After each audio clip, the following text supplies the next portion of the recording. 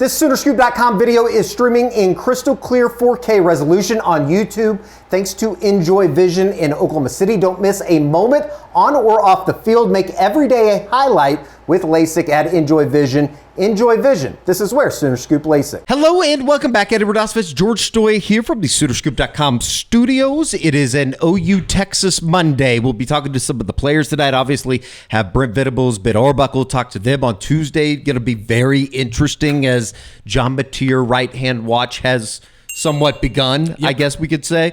Going over the Game Day Rewind, though, Oklahoma wins 44-0 over Kent State. We had the Eskridge Lexus postgame podcast on Saturday night with George and myself, along with Carrie Burdock. We'll be welcoming in Josh McCuistion to get his thoughts on Michael Hawkins' debut, I guess not debut, but his start on Saturday night. Obviously, maybe not so much offensively, certainly a really good performance defensively, and everything kind of culminates as Oklahoma drops in the polls, number 6 now in the AP poll for those that care. I don't. I want to be on record on that, and then we'll get into all the other OU Texas stuff to begin the week. George, how are we? Fired up. I love this week every single year. Lots of great storylines this week to be keeping an eye on. The availability report will be interesting, come out Wednesday, so we'll be on top of that. So plenty of coverage over at Soonerscoop.com. I know Josh, I'm sure, is going to do an under the hood for Texas. I know that Bob and I are working on some stories. We'll have plenty of content here on the YouTube channel as well. Very good. A couple of items to get out before we get into everything with Josh McCuistion and his review of the OU Kent State game, the Monday morning idiot, already up on the Crimson Quarter. You can take part in that as well. Tate Sandell, named Co-Special Teams Player of the Week, goes 3 for 3 on field goals on Saturday, 49, 39, 55. That 55-yarder being the 4th longest in school history at home at Gaylord Family Oakland Memorial Stadium. Congratulations to him. The special teams unit, very, very good. We'll get into that with Josh. We also must tell you, homefieldapparel.com. We've been telling you about them, our good friends out of Homefield Apparel, premium collegiate apparel brand based in Indianapolis, officially licensed apparel with vintage college designs. As we have told you here over about the last year or so, Homefield was down here for the Tennessee game last year, and then obviously they had the pop-up in Philadelphia. All you got to do is go to homefieldapparel.com, though. They have the coaches' jackets, the bomber jackets, different hats, crew necks. Hopefully we'll be wearing the crew necks, things like that here at some point. Yeah, not this week in Dallas, but cools down. They've got a lot of other good stuff on there, some cool hats, the vintage stuff, as well as some of those cool T-shirts. No doubt about it. Just go to homefieldapparel.com. All right, we will get into the review of OU Kent State. OU with a 44-0 victory on Saturday. We welcome in Josh McCuistion to the program, and first shutout since 2023, a 73-0 win over Arkansas State. Obviously, we'll get to the defensive stuff here in a second. We'll start on the offensive side of the ball, though. Josh, welcome in.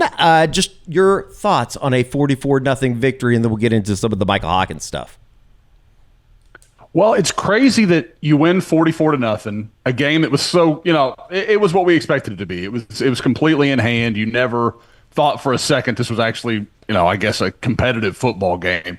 At the same time, Oklahoma left a lot out there. Like, there was a lot more that could have been done. There's plenty for the coaches to go back. Not that motivation is going to be a problem this week, but if it was, there's plenty to go back and say, hey, this here, we got to clean up everything. And even defensively, there was stuff where you were like, well, against a better opponent, you might have paid for that. No doubt about it. Go ahead. Well, I was just going to say, Josh, let's get into it. What were your initial thoughts on Michael Hawkins? I know we talked quite a bit about it on the post-game show, post-game podcast, and we all kind of said, I think, the same thing, where it was like, he had some good moments and some moments that don't you want to definitely sit want here back. and just like absolutely murder the kid, right? I mean, obviously, step it in, getting adjusted, had this scary incident with Keontez Lewis that I thought really kind of took a lot of juice out of the sidelines after a decent start to the first series of the game. But overall, Josh, Michael Hawkins Jr., 14-24, 162 yards,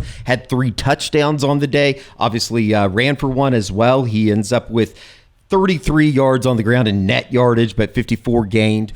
Just overall, managed the offense well, but certainly had some problems in the pass game, as well as an offensive line that for the first time I think kind of gave up some sacks, which was a little bit unusual for this group, who has been fantastic up front. But just in terms of Michael Hawkins Jr. making his 5th career start, Josh, we'll start with the good and then we'll get to some of the bad. Sure. And the thing I'll say is, guys, like, if you want to say there's some things that you just can't put on him, guys, we talked about this a little bit in our group chat. We know Jackson Arnold, like, there's some ghosts that he still sees. I can't help but wonder, watching some of the stuff from Michael, like if that was still the case for him, because a lot of the times when he set his feet and just made and had a clean pocket, he made some great throws. The 3rd and 21 to Isaiah Satania, where Eddie, I mean, that was almost like a submarine pitcher from the 90s. Like, I don't know what that was. Like, it was a wild-looking throw, but it was beautiful. It was on point. It was right where you wanted it to be.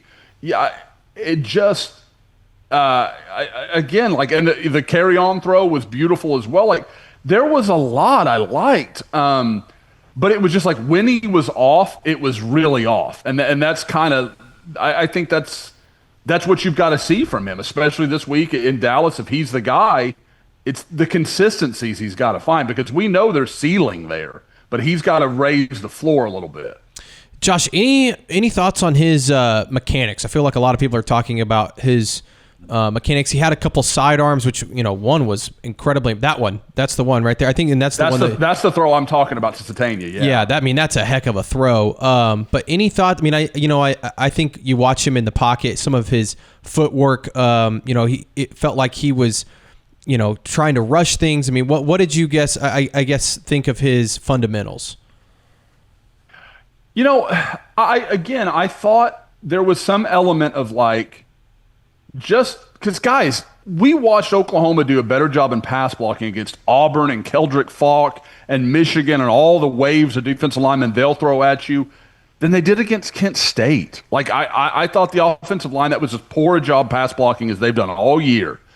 And again, do I think that Kent State came in and like physically? No. I think Oklahoma wasn't exactly locked in on the offensive line. Like, I don't think they played a great game. And so when that happened, I thought he got a little bit of happy feet. He looked uncomfortable at times. And I did. I wondered if it was a little bit of PTSD of, oh God, here we go again. And I'm under pressure I shouldn't be under. And again, so like some of that I don't put on him. But there was one in the 3rd quarter where he's trying to hit, and I don't even remember who it was, up the east sideline. Yeah. And he just throws it wildly out of bounds. And his feet are all over the place, and he's slipping and sliding. And there wasn't pressure there. He could step in and make that throw. And I get it to a point, but you've got to be able to say, I've got to step into this throw, and if I take a hit, I take a hit. Like that's the job. And I agree that not a lot of us would want to do it, to take a hit from a big old 300-pound guy breathing down your neck. But, that's with the glory comes the price, and that's kind of what you look at here. So, there's no question. There was some mechanical stuff. And, George, I don't know about you, but talking to some people through the offseason and talking to people even this, the last few days since the game, it was kind of a like, where did that come from? He wasn't doing that all. Like, this wasn't what he looked like. And so I don't know if it was, he's pretty amped up, and then you have the Keontez Lewis thing. Like, there's probably a lot going through his mind that wasn't just like, let's just go make a play. I think it's one of those things, Josh, that you look at and you go, okay, well, if that was the case with the, kind of you just presented that he's getting his feet wet still, you're glad that you had this kind of, whatever, the scrimmage or whatever it was on Saturday against Kent State to get out of your system. Or the other side of it, and we'll talk to Ben Arbuckle on Tuesday about this, I'm sure. How do you get him comfortable in a game? How do you get those feet quiet enough to where he can make some of these throws? Because as we've seen, there's plenty of evidence out there from this year or even going back into last year and maybe one of the better performances in the Armed Forces Bowl against Navy. He can do it. He has the arm talent. We've seen that. How do you get him more comfortable moving into Texas week in a game that he played in last year and, be honest, did not go well? Well, I mean, Eddie, you couldn't be more dead on. Like, that throw he makes to Satania on the first drive, that's got no business getting to Satania. Like, he's falling down. He can't throw. He can't step into it. That's just pure arm strength. So like, yeah, he can do some stuff where you're like, wow, that's pretty amazing. But yeah, to me, I can't help but wonder. There were a few things I saw in the game that were interesting. When OU looked really dangerous offensively, Michael Hawkins was a threat to run with his feet. Mm-hmm. Like, I can't help but wonder if that's going to be a lot bigger part of the equation. I wonder. It should be. Like, it needs to be. As good as John Mateer is with his feet, Michael Hawkins is scary with his feet. Like, he can do some stuff. Like, like he's like a running back or a wide receiver when he has the ball in his hands. He's that dangerous. And then if you let that open up, force Texas to, okay, now we're going to commit to some guys and you've got some one-on-ones outside, that's when Michael can maybe get in a rhythm and maybe really find some things. I like that idea. The other thing that I thought they did, kind of maybe third or fourth series, when they started doing some stuff that was clearly designed for Jaron Kanak. I like all that. Anything you can do where you're isolating him, you're getting him in space against linebackers. I don't, as good as I know Texas's back seven is, there's no matchup for a guy like Jaron Kanak. There's nobody out there that is either as big as he is or can run like he does. He's an uncommon athlete. So again, if you can create some stuff, and I think you're going to see more and more of that. I think you'll see plenty of it against Texas as a way maybe to slow the linebackers down. Guy like Anthony Hill that we know is a special player. Try to get them looking at some other things. So I think it's just about finding him a rhythm early. And so much of this Kent State game, I don't know how to grade it because of the Keontez Lewis thing. I agree with you, Eddie. I wasn't there, but it just like that whole team looked a little rattled offensively kind of from that point forward. I would also just say, adding on top of the Hawkins thing, going forward, is this the Lewis play here? Yeah, Josh, we've seen a lot of games down in Norman. Never have seen a guy go that hard into the north end zone like that. There's no way that there's not padding in that end zone from here forward, right? Or the end zones. I mean, like that's and again, that's not. I'm not saying that's OU's fault or anything like that, but guys, that play wasn't like crazy. It wasn't like Hawkins threw it 10 yards deep and Keontez Lewis was just stupid to be still chasing the ball. Like, that's a football play, and it just again, for those who didn't have to see it live, I mean, it was scary, guys. Like that was one of those ones. As soon as you saw it happen, you're like, "Oh, that's bad." There's no way he's just popping up from that.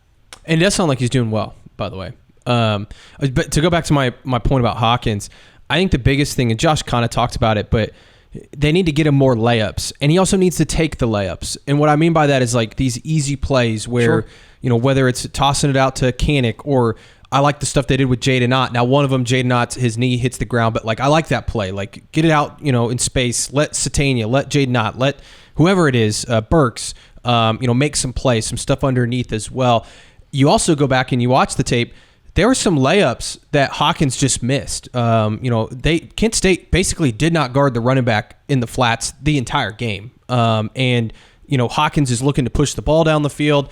Like, if he just swings it out, Jaydn Ott or Torrey Blaylock, whoever, could probably pick up quite a bit of yardage. So, like, in this game this week, like, that would be, if Michael Hawkins is the guy, is getting him some layups early in the game and even throughout the game, screen passes, whatever it is, and then tell him, hey, if your first and second read isn't there, just toss it down, get it out to the running back, give him an outlet, and let him make some of those layups.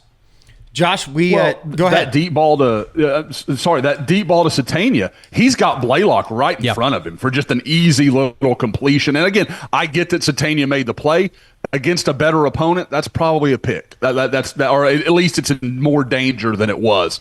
So yeah, I mean, again, like I agree, George. Like I think the backs, and we know how dangerous and explosive Blaylock and Ott are or can be. So again, if you can find matchups there, I think that's great. It doesn't have to be a home run. Again, that's what this defense buys you. I know we're going to talk about them in a little bit, but you don't have to, this is not 2017 where you better score on every drive if you want to win.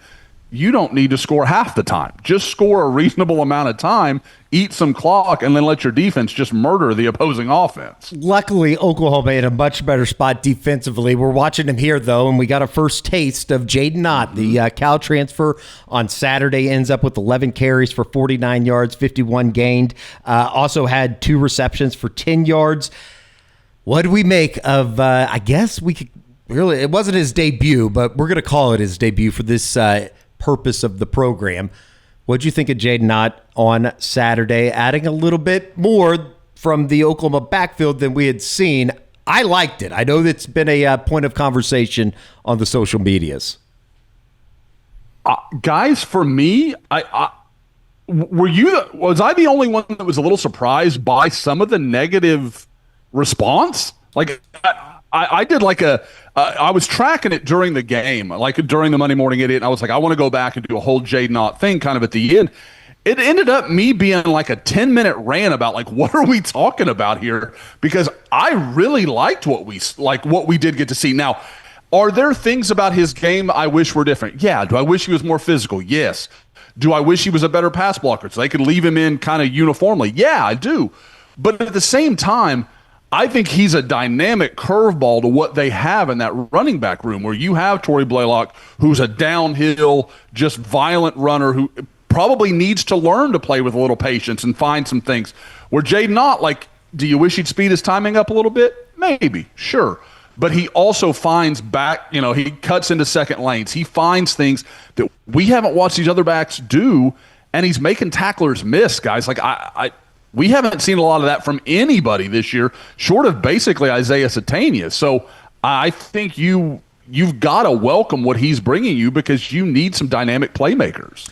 I thought he was great. I mean, he didn't break any, super long runs or anything like that. But I thought his vision, his patience was something we haven't seen. He made some cuts too on some of those plays that we just, like Josh said, we haven't seen. So I want to see more of him. I wish they could have got him going earlier in the year, and you'd feel a lot better about it right now.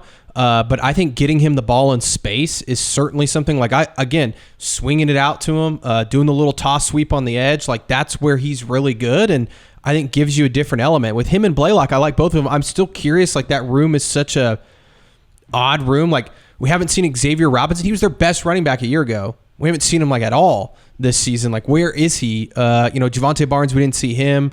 I think he's going to play against Texas. I don't know what kind of role it'll be, but I think he'll play probably as like a pass protector type of position, maybe like a fullback in that game. But I liked what I saw from Jaydn Ott, and I liked what I saw from Torrey Blaylock. Like, Torrey still, he's a true freshman. He's got moments where he maybe doesn't see things. He's almost going too fast, like Josh said. But, man, when he sees the hole and he hits it hard, he's going. And very, very, very physical, which you like. Josh, just in terms of all of these guys that we're seeing, whether it be Jaydn Ott or Torrey Blaylock on Saturday that got the bevy of the carries, as George said, what'd you think of the run game just in general? And we're going to talk about the offensive line here in a second.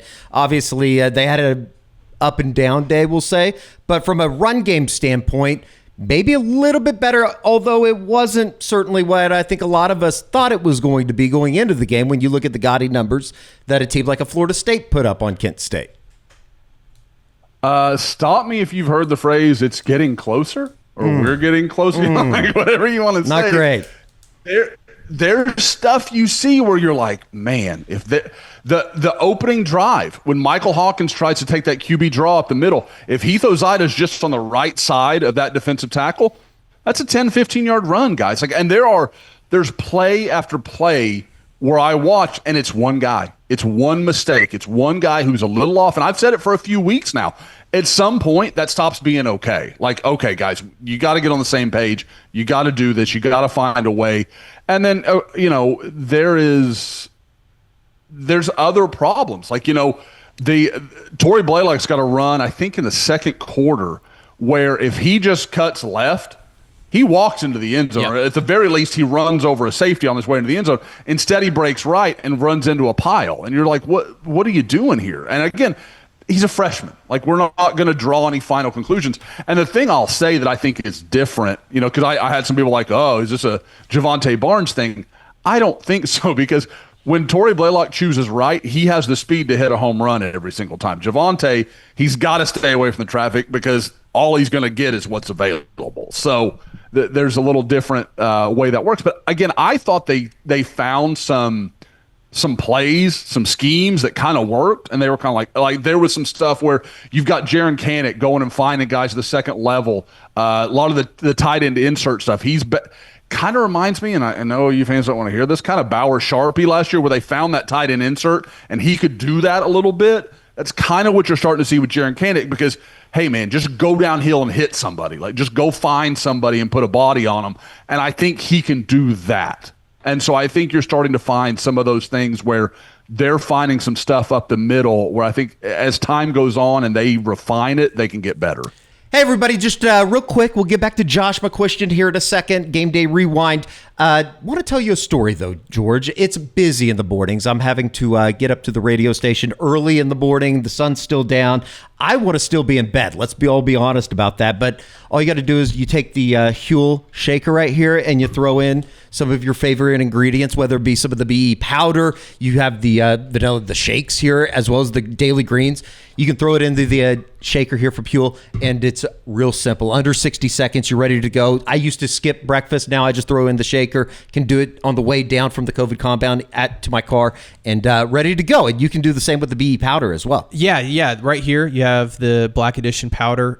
Just take this right here. 40 grams of protein, 6 grams of fiber, 27 essential vitamins and minerals. No added sugar, gluten-free, under $3 per meal, and ready in 60 seconds, Eddie. So that's really fast. It's a complete meal and can really fill you up, especially if you're on the go. Also have the daily greens, and you have the blueberry, the apple, the peach. I know that Carrie has really been enjoying some of the apple, developed by registered nutritionists, dietitians, 42 vitamins, minerals, and superfoods.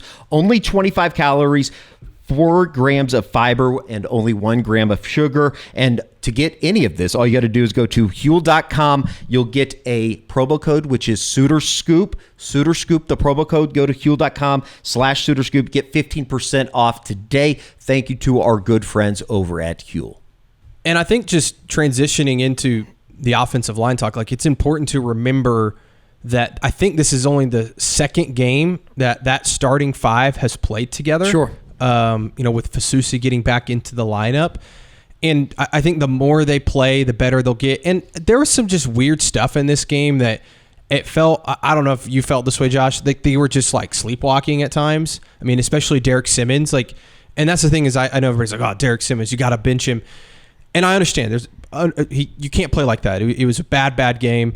He had some really terrible moments, but let's not forget how good he was against Michigan and Auburn. Like when they've played good opponents this year, the offensive line's played, I think, relatively well. Now, I think in the run game, they still don't get enough push. There's times that maybe, they don't clear enough space, all of that sort of thing. But I also don't think like this idea that the offensive line is just some horrific unit.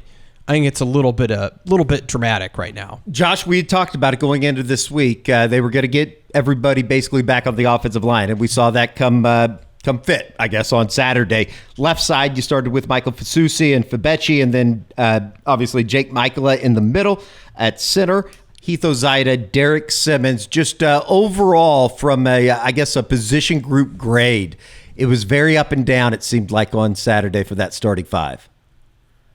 Yeah, I thought, and George is right, it's very strange that Derek Simmons, the small school guy of the group, seems to rise to the occasion. Like he seems to play his best against the big time teams and maybe doesn't give the proper due to some of the smaller school guys that he used to be a part of. But I thought I thought Michael Fasusi had a pretty good day, guys. Like I thought he played well. I thought Fabechi was quite good.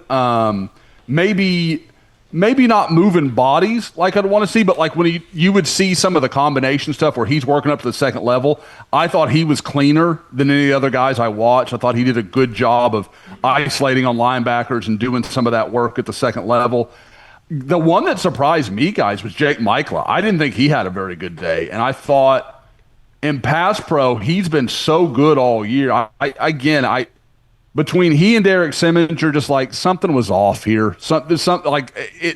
These guys didn't suddenly become bad pass blockers and bad overall blockers. Like something something was just wrong. And I think it was a mental focus. And we can guarantee that they won't lack for focus this week, either because of who they're playing or because of the film study they're going to have to do with Bill Bedenbaugh following that game. So there shouldn't be any problem with that this week. Now, what that'll result in against obviously a much, much more dangerous defensive line, I don't know. We'll have to see.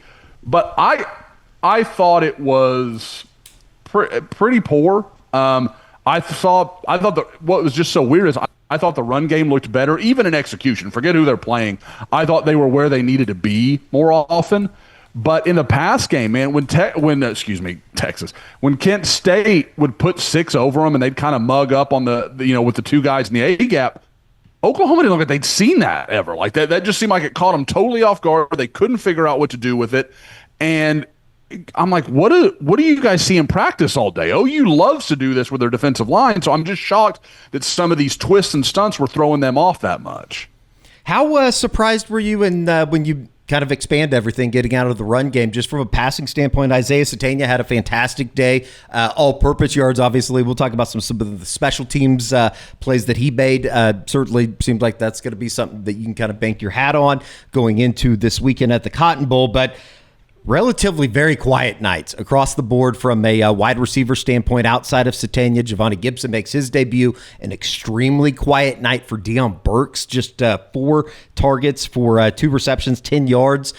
We did see Giovanni Gibson as you see him here. Certainly, you got to like what you see from a physicality standpoint. The one solo catch that he had, the 5-yarder from Michael Hawkins, was a great grab. Another play that it looked like the quarterback almost got a guy hurt. Just overall, though, in terms of the wide receiver group moving into this week against Texas, what'd you think? Man, just watching that play again, good Lord. It speaks to how big and physical he is, that he not only catches it, but gets up from this. I mean, that's a right in the ribs. You're all extended, man. That's a good way to go right back on the injury. Just watching that too, Josh, I want to see some go balls to this guy. Like, even if he's his ability to go up and kind of high point a ball, if you will. Yeah, like just throw one, down the sideline. Well, guys, and I know we'll wait, a little bit here, later in the show to talk it, but do you guys see that Florida game? What the Dallas Wilson kid did, who is a big physical monster outside? Man, run him at some of those Texas DBs and see what happens. Worst case, it's a punt. Like that. Yeah. That's. I don't know. Like I think he's really interesting, but to me, that's the question, Eddie. I don't know. Is Isaiah Satania a true number 1? Can he be a guy that OU says, "Hey, man, when we need a crucial catch or we need a big play, you're who we're going to"? Because I don't know about you guys, but I'm starting to accept it's just not Deion Burks. Like I think I don't think. And I don't think OU sees that because they don't seem to be interested in force feeding him. Like we're going to get him his touches. We're going to get him in and make sure he gets enough of this and let him make some plays. Because for 2 years, they really haven't done it. I know last year was largely just a wash. I get it. But even this year, like when they've had John Mateer, they've had a guy that can run the offense and do all the stuff. That's not really ever been something I felt like was a focus offensively. So is it Satania? Can Giovanni Gibson step up? And if not, is that okay? Like, is that, can OU survive without having that number 1 guy? Because if you look back at it through the years, OU's best offenses almost invariably had a clear number 1 wide receiver, whether it's Sterling Shepard or going all the way back to Ryan Broyles, Mark Clayton, more recently the D.D. Westbrooks and Hollywood Brown, C.D. Lamb, all these great names that we all know. They need someone to step up and say, I'm the guy. And it kind of feels like Satania's trying to do it. I just wonder if does he have enough versatility in his game to kind of be that guy consistently? One game over 100 yards in reception or receiving yards for Deion Burks this season. That coming against Michigan way back on September 6th in week 2. All right, just in terms of offense, I know that this conversation is kind of weird because it's like, are you having the conversation with Oklahoma offensively with Michael Hawkins, or are you having the conversation with John Mateer? As it stands Monday, we'll see what happens at practice on Monday evening. But obviously, John Mateer was at the game on Saturday. We saw him; he was wearing the brace, as we saw here during the Walk of Champions. It's definitely a wait and see, right, for a lot of things with Oklahoma offensively going into this weekend in Dallas. Yeah, and look, I got the question this week of how do you game plan if it's going to be Hawkins versus Mateer, and if Mateer later in the week all of a sudden can play. I think that it's probably pretty similar. I think quarterback run game is going to be a big part of it, especially if Hawkins is the guy. I think that you're going to see more of that to try and open up some stuff in the offense. But look, I think if you have Mateer in this game, you feel a lot better about it. And I don't think that's as much of a knock on Hawkins as it is obvious. It is what it is. I mean, it's confidence, and it's just, look, we talk about how the offense wasn't great on Saturday, and I think it's, everybody's talking about the offensive line or the run game can't go, and I think everybody's overcomplicating it. I think it just looks better when the starting quarterback, John Mateer, who's run the offense now for 3 straight years, or has been in the offense for 3 straight years now, is back there operating it. Like, that's just the honest, simple truth. And so I think that if you're Oklahoma, you'd feel a lot better about the situation if John Mateer was back there. Your thoughts on the John Mateer conversation that is dominating Oklahoma social media and the message boards and everywhere online as we await, kind of some type of word on what could be the realistic possibility that he takes the field on Saturday, Josh? Guys, I don't know if I'm just going to look like a jerk.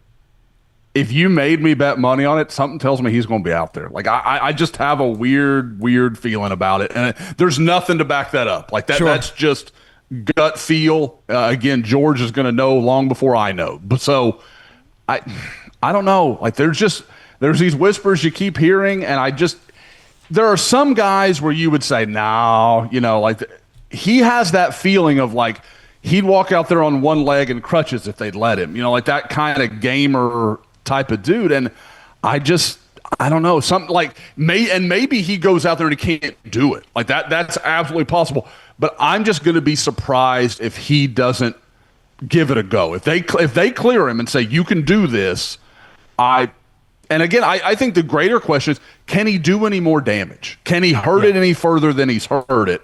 And if the answer is no, then I don't know how much risk there is in it. Like, it's just like, okay, what's your pain tolerance? Like, I think that's going to be the question. And I don't know. Just there's something about the guy. And maybe it's me projecting all the Mayfield talk. Like, I don't know. Because, I mean, we know what Baker would do. Like, we know it. So I don't know. Part of me just thinks he's going to give this a run.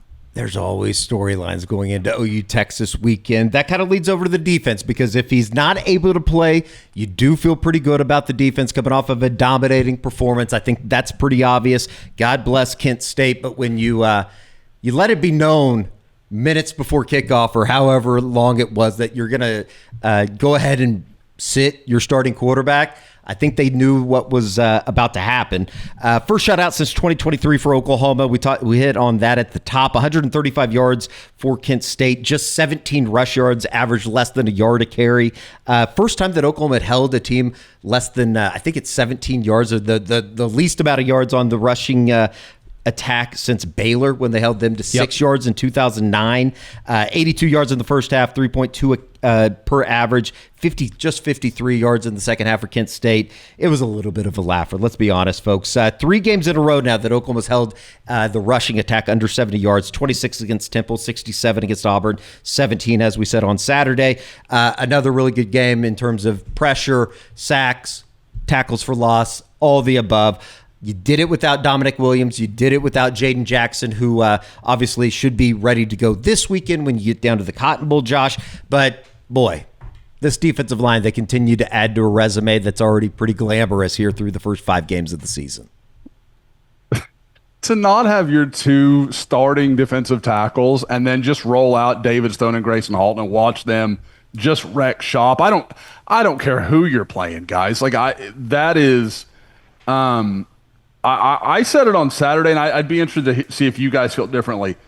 Is there any argument that David Stone's the most improved player on this team? Like, he's gone from, he's a pretty good role player to that guy's going to be a first-round pick. Like, I mean, like it's happened that quickly. And I'm not saying he's ready to be that now, but like you can see that trajectory starting to happen. Well, I think the biggest thing too, and he was one of 4 guys that had 2 tackles for loss or more on Saturday, joining our Mason Thomas, PJ Adebore, and Taylor Wine. He just shows up. It seems like every game he's making a handful of plays that you go, oh, there's David Stone yet again. I would say most improved player on the team for sure. Maybe one of the most improved players in the country. Yeah, he's been awesome. And, I think, was it his first career start? It was technically, yes. So good for him. But, yeah, he's been amazing. One guy I wanted to point out on the defensive line, Marcus Strong. I wrote about him in my 10 things I think I know after the game, and I wrote one of them is that Marcus Strong is good and probably deserves to be in this rotation. And that said, the 4 that they've got as the main rotation are very, very good players. But Marcus Strong, I think, has played well this year. I thought he played very well on Saturday. He got a lot more snaps. They're deep, man. That defensive tackle room, even Trent Wilson, Nigel Smith, like these are guys that are going to end up playing for them probably next year some. Marcus Strong as well. That's a really nice piece to have to go along with Stone and Jackson.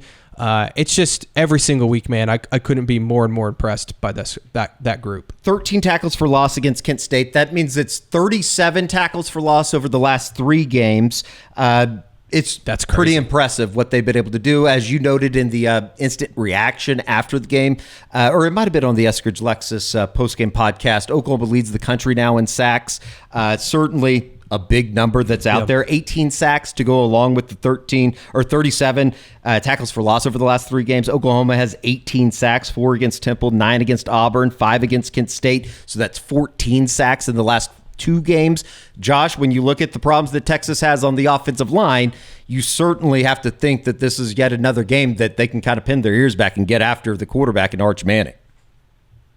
There's no way Arch Manning's watching tape this week and I feel good about our game plan. There's no chance. Because, guys, that Florida defensive line that got him 6 or 7 times, I can't remember what the final total was. So they get him 6 times. They've had... Coming into that game, they had something like 3 sacks this year or something. Correct. Like that. They had not 134th in the country. OU was averaging 4 per game, guys. They're averaging more than 4. This is the worst possible matchup. And it adds in, Mike Houck sent us some stats, OU number 1 in the country at an absurd third down percentage of 17.14 allowed. Texas is 116th in the country in third down conversions. We love to talk about rivalry games where it's the immovable force versus the unstoppable object or whatever. It's the highly, highly stoppable force against an absolutely just monster unit. Guys, if Oklahoma can just stay out of trouble offensively, not give I don't see a lot of avenues for Texas. I just don't offensively, because it's not like if you had a great, secondary or a great linebacker group, okay, you can work around that. When you're getting massacred up front, I don't know what you do about it. I don't know how you just fix that, especially with a quarterback who clearly lacks for confidence right now. Oklahoma did do it. They have forced a turnover this year. They forced 2 on Saturday. Obviously, the Grayson Halton scoop and score thanks in part to Mason Thomas, the first one of the season. Jaydn Hardy brings down an interception 1 series later, I believe. Yep. Let's just talk about the avenue. You talked about avenues for Texas. There has been opportunity on the back end for Oklahoma from a quarterback standpoint. Obviously, you get Eli Bowen back on Saturday, getting his first action of the year. How much opportunity is there for Texas offensively in being able to get some things down the field? Because Arch Manning, he can complete a forward pass, I believe. We saw it on Saturday against Florida. How much are you worried about Oklahoma secondary-wise leaving some things open that there's been some teams, and whether it be, we saw it a little bit with Jackson Arnold, he was able to take advantage of it, but Michigan wasn't able to do much. Obviously, Temple and Kent State certainly weren't going to come close to really make it Oklahoma pay. How much level of concern is there? And then what did you think of Eli Bowen and his return, albeit he wasn't tested very often on Saturday?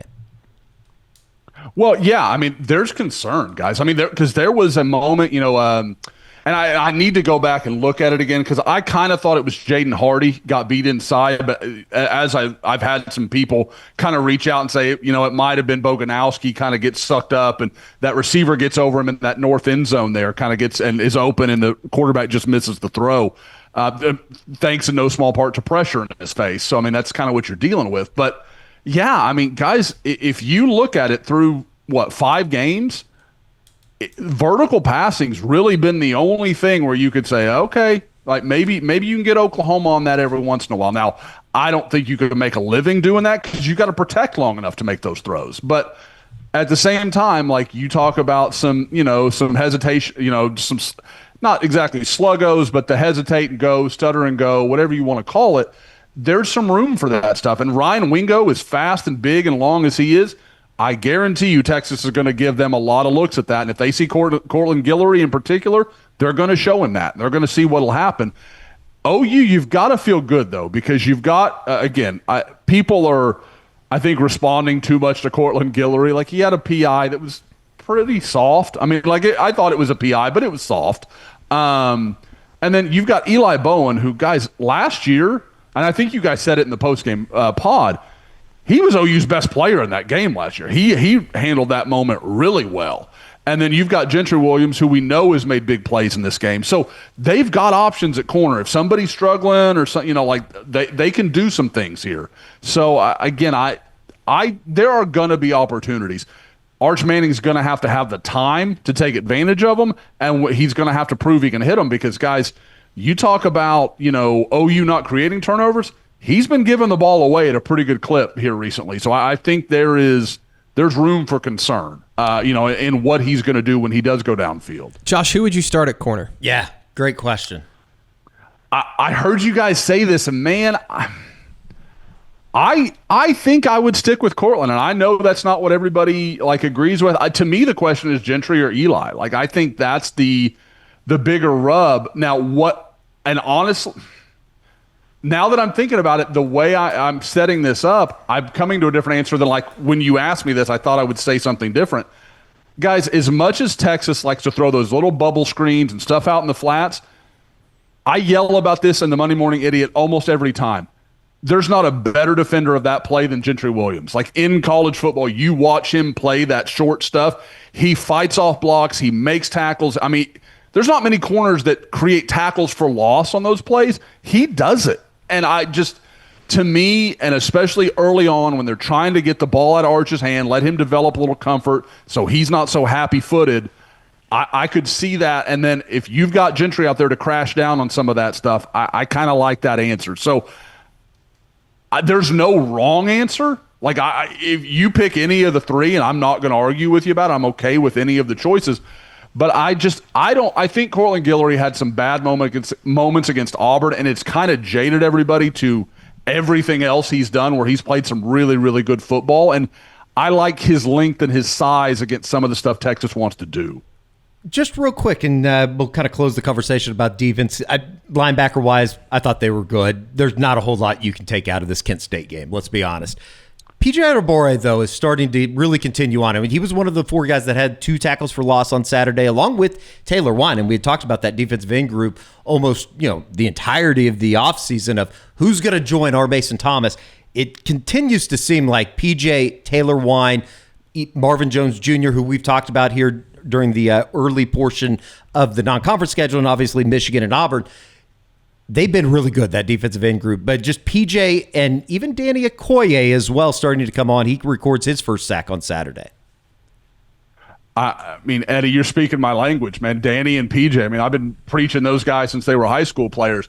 PJ, I feel like it just feels like he's not thinking so much anymore. He knows he's okay. He knows his assignment. He doesn't have to think, well, if this guy crosses my face, what do I do? He's reacting naturally rather than having to think his way through it. I think it shows up because some of these plays, like you talk about these tackles for loss, he's just coming downhill with abandon. And when you talk about a guy that's 6'5", 270 with his length, if he gets within 2 or 3 feet of you, you don't have a prayer. He's just too big and long to do anything with as a ball carrier. What are you going to stiff arm the guy? He's going to get to you before you get to him. I think he's starting to figure it out. With Danny, that sack, guys, go for those who, I ended up highlighting it in one of the Monday Morning Idiot videos, but go back and watch it. That is an advanced move. He sets the lineman inside, comes out, slaps his hand. And Eddie, you've watched so many camps with me through the years where Miguel Chava sits there and works on these guys when they turn that corner by getting that foot right behind the offensive lineman so they can't turn on you and shove you down and kind of wash you out. Danny does it perfectly. I mean, I've got to think Miguel's like, this is what we work on all the time because it's just perfect in his execution, and that's down to his size, his strength, his speed. Guys, he's a freak show, and once it all comes together for him, he's going to be another one of these guys that we're just like, how is this all in one defensive line? Oklahoma is just – it's special what they've got in that defensive line room right now. Don't be surprised if his snap counts just keep going up because I really think that part of the reason we didn't see him early in the year, he's dealing with a little bit of a hip injury that kind of had him, I think, not feeling 100%. I think the plan all along was to play him quite a bit this year. Again, he's not going to play more than like an R. Mason Thomas or even a Taylor Wine or Marvin Jones Jr., but don't be surprised if all of a sudden you look up and R. Mason and Danny Okoye are on the field at the same time, and that's a dangerous duo. One last thought, defense. Go ahead, Josh.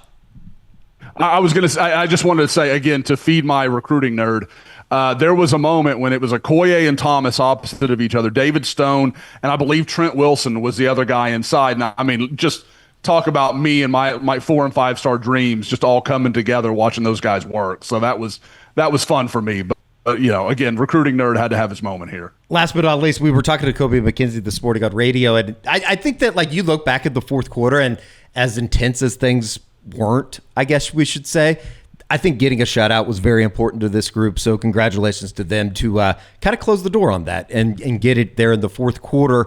We talked about it on the instant reaction as well, Josh, on Saturday night. This might be, we talked about it on coming out of that Michigan game in week 2 and the gaffes that they had on the in special teams, just overall dropping punts. You had the missed, a missed field goal, I believe. Yep. They're really, really good. This might be the best special teams unit that Oklahoma has fielded in, Josh, I want to say almost a decade. It just seems like they are making plays, and it's very fundamentally right plays, I guess would be the best way to say it. It just seems like they're making plays at the right time from a special team standpoint. Obviously, Tate Sandell was fantastic, winning co-special teams player of the week. Grayson Miller was really good with the, pinning him inside the 1-yard line in the fourth quarter there. He also had one inside the 10-yard line when the game was still, I guess, not in doubt, but you get what I'm saying. They're just a really solid group from top to bottom when you're talking about Oklahoma special teams this year under Doug Deacon. Guys, it's unbelievable. And Eddie, I couldn't, I heard you say it in the instant reaction. I couldn't agree more. Like, I don't even know, 10 years may not do it credit because we've seen OU have good, a good, Gabe Burkage had his great year. You look at, Tress Way, even going back that far as a punter, there have been some great units, but the punting is really good. The place kicking is very good. The coverage units are unbelievable. And, I remember talking to somebody and they were talking about your coverage units are linebackers and safeties, basically. And you'll have some other guys mixed in, but however good those units are will usually dictate your coverage guys. And you look at all that depth that Oklahoma has at line, or really at safety and corner, and then, to a lesser degree at linebacker, but they've got good athletes at linebacker. So there's so much there, and you're like, that makes sense. Like, these guys are big and they're fast, and they can cover. The only unit we don't really know anything about is kickoff return because Oklahoma's defense is just absolutely too mean to allow that to happen. So it's, I guess we have a question mark there that we can talk about. But again, from unit to unit, and Isaiah Satania in the return game has been, he's gonna pop one, guys. It's gonna happen. I just don't know when yet. Can we roll back the Grayson Miller punt there and just watch Jim Nagy in that? Yeah, he's just smiling. He's just a little like, shit-eating grin. Yeah, I love that part, and then I also love Taylor Wine just picking up Grayson Miller and hoisting him over his shoulder back to the sidelines on Saturday. Well, here it is. Look at Jim Nagy back here. I think he thoroughly enjoys this. Right back there. He's just kind of cracks a smile. He's like, are you serious? That was incredible. I was going to say, I was looking up. Hits it so hard out of bounds that Elijah Thomas can't even catch up to it. That's just amazing. That's an art, by the way. Like, to get the spin on the ball to do what it did there, like, that's not just like, it's somewhat luck, right? But it's also like the way he kicked it is why it did that. Miller's had an unbelievable season. He's been awesome. It's been incredible. Looking at ESPN's SP Plus rankings, the efficiency metrics and stuff, Oklahoma special teams unit ranks 13th in the country right Which now. I would imagine they had to start from pretty low after that Michigan game. Yeah. I don't know what they were then, but I know last year I think they finished like 30 something. So not that goes not back a bad to group. the thing that Brent Venables said. I think down at SEC Media Days back in July in Atlanta. Well, right now they would have been the number one team in the SEC had they not had the LSU game where they gave up a kick return for a touchdown. And you look at the SP Plus. I know we're just talking about special teams, but across the board, Oklahoma, even the offense, I know everybody's complaining about the offense, 23rd in the country. Like that's still pretty good. Second in defense in SP Plus, and then special teams, like I said, 13th. Meanwhile, Texas, for those curious, which I'm sure there are several, Texas is 54th in offense, 4th in defense, and 96th in special teams. And heading into the Cotton Bowl, we know it. We've all seen it. 100%. Special teams can flip that game upside down. So if Oklahoma can win that side of the ball, again, you kind of like their chances. Just real quick, Josh, before we kind of turn our sights, put it on Texas, obviously, put the Kent State game in the rearview mirror as well as the rest of the non-conference schedule. Two stats from Oklahoma defensively that are just kind of insane. They allowed 1 first down in the first quarter on Saturday. They've now allowed just 11 first quarter first downs through 5 games. They've also forced more punts, which the number is 40 punts this year, than they have allowed points scored against them, which is 36, obviously. And then we have Texas coming into the game 3-2, obviously coming off of a disappointing effort in Gainesville. I don't know if, like, at the beginning of the year, you would have said that they're going to be 3-2 going into this game, or that the two teams would combine for 2 losses and Oklahoma wouldn't have any. Probably would have been pretty crazy to the college football viewer out there, but that's certainly where we are. We're going to talk about them all weeks, obviously, with OU Texas coming up at the end of the week down at the Cotton Bowl at 2:30. Just in terms of Texas, the hell's going on in Austin? Because obviously Arch Manning's caught a lot of flack online, certainly hasn't played well. It's something that we go back to when we were talking about at the beginning of the year, though, Josh. It just seems like this offensive line is going through it, and we've seen it firsthand last year when Oklahoma allowed 50 sacks. They give up 6 on Saturday. It just seems like offensively, Texas certainly has problems. What have you seen from the Florida game, as well as defensively, where it seemed like Florida kind of did what they wanted to on Saturday and running the ball down Texas' throat? Guys, that's what shocked me about this game. Not that Arch Manning struggled or that the offensive line had some problems. That Texas defense is good, and Florida just had their way with them. I mean, they ran the ball at them. And again, like we talked about earlier with the Giovanni Gibson situation, and what could he mean being on outside and maybe throwing him a couple jump balls. The Dallas Wilson guy changed the math a little bit, where Texas was like, okay, we're going to commit a bunch to the run, we're going to stop this, and then all of a sudden Florida can hit them over the top with the Dallas Wilson kid. And it was like, oh, okay, we don't have an answer for that. Like, if we're going to get beat this way, like we were willing to sell out to the run, stop that, because the Jaydn Ott kid's a good player for Florida. But again, like, it's going to be interesting what of it Oklahoma can replicate and what they can't. I mean, obviously, they don't run the ball like Florida has. I don't think they're as good up front in that way. So we'll have to kind of see what they can make out of that. But to me, guys, again, so much of this about Oklahoma is like, don't make the killer mistakes here to me, because that's the way you put Texas in this game. Because with Oklahoma's defense and Texas's offense, I don't think Oklahoma's offense is playing anything special. And certainly without John Mateer, I don't think it's a special unit or anything like that. But if they can just avoid doing that, I don't see a lot, because Oklahoma's offensive line has its problems. There's no question about it. It's a better unit than Texas has. Texas at left guard just has a turnstile. It is bad. I believe their starting left guard, I heard a stat, I believe he scored a 0 in run blocking on PFF. Like, I didn't know that was possible. So it's bad. Like they've got a lot they've got to sort through, and they're doing it against maybe the best D-line they'll face all year. It's crazy. It's here. OU Texas week. George, anything lasting impressions here just on Texas? No, I think this, to me, like I don't want to say we know what Texas is, but I feel like I kind of know what Texas is. I think the defense is still pretty good. I know they gave up some stuff against Florida. Like, I still think moving the ball in Texas is going to be difficult. I think their offense is what it is. I think Oklahoma should be able to stop them. For me, I think this whole game and the lead up to it is all about the quarterback for Oklahoma. And if Mateer can play, you feel good about it. If he can't play, I think you still got a shot, but you certainly don't feel nearly as good about it. Josh, just last thought. We sat here on Saturday night after the Kent State game talking about the line that was going to come out. It comes out Texas 3.5-point favorite. Surprised by that? I am. Do you know the most willing bettor in the McQuistion household this week?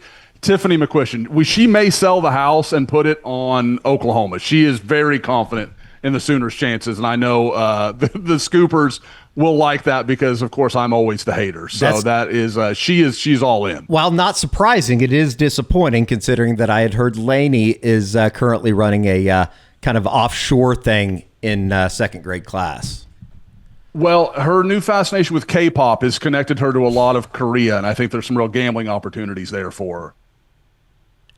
That could be an official 40. Have you watched the new this racist? Have you watched the K-pop movie on Netflix? I don't know what you guys are talking about, and somehow It's like the most popular movie in the world right now. Well, that's fair enough. I watched Major League Baseball and the playoffs. I haven't watched it, to be clear, NFL, but I'm sure it's been playing in the McQuistion household. Kind of sounds like you have watched it and you enjoyed it. All right, that's going to do it.